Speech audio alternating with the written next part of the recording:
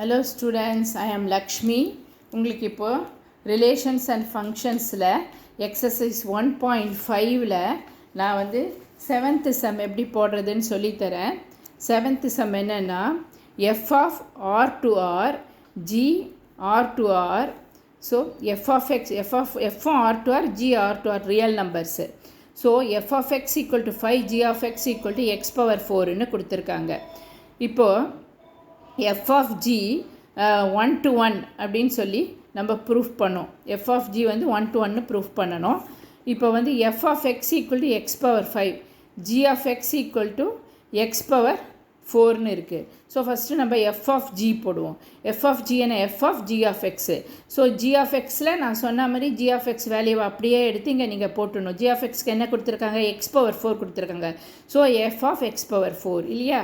இப்போ வந்து f of xல xல என்ன இருக்கோ அங்கே கொண்டு போய் இந்த x power 4ஐ நீங்கள் போடணும். ஸோ f of xல என்ன இருக்குது, x power 5ன்னு இருக்குது.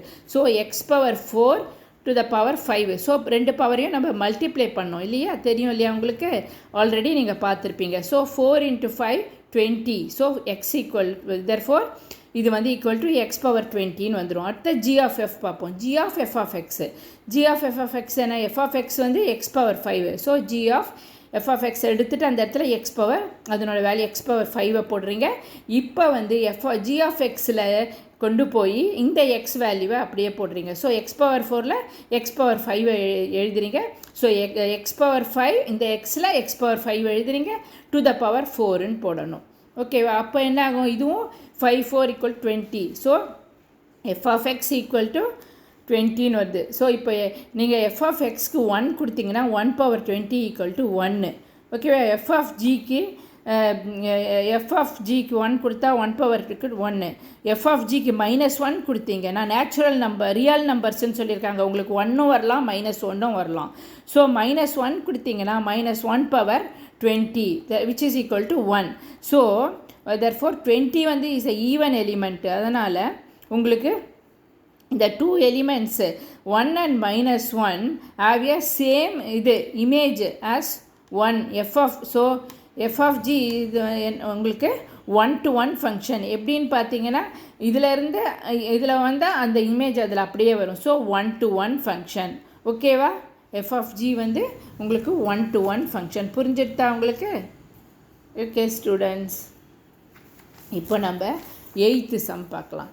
8th சம் என்னென்னா f of x equal to g of x h of x 3 கொடுத்துருக்காங்க. as given below show that f of g of h and f of g of h. f of g போட்டு அப்புறம் of h, அப்புறம் g of h போட்டு அப்புறம் f of g of h.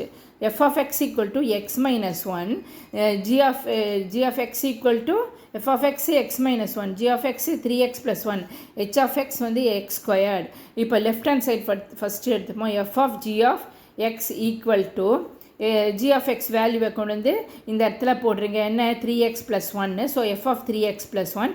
இப்போ வந்து இந்த 3x plus 1 fல வந்து xல substitute பண்ணுறீங்க. அது என்ன ஆகும், xல 3x plus 1 -1ன்னு ஆகிடும். ஸோ வெறும் 3x நிற்கும் உங்களுக்கு.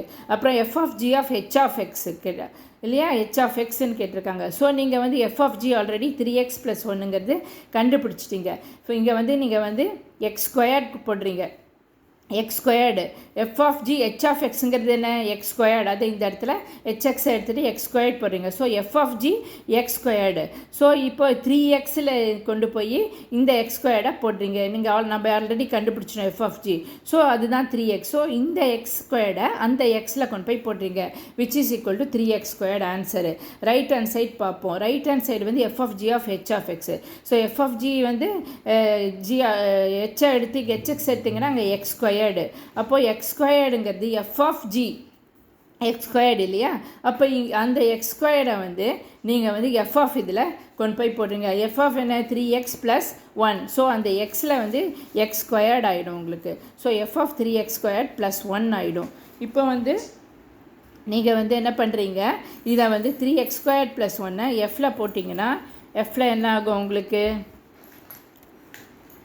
3x squared plus 1 f of xல போடுறீங்க. ஸோ இந்த எக்ஸில் கொண்டு போய் நம்ம அதை போடணும். f of xல நம்ம கொண்டு போய் இந்த இடத்துல போடணும் f of xல. So 3x squared plus 1 minus 1ன்னு வரும் உங்களுக்கு. ஓகேவா? 3x ப்ளஸ் 1 மைனஸ் 1ன்னு வரும், which is equal to 3x squared 3x squared